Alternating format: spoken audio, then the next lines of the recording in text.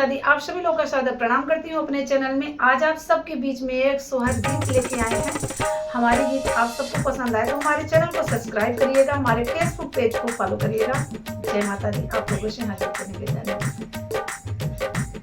कहवा से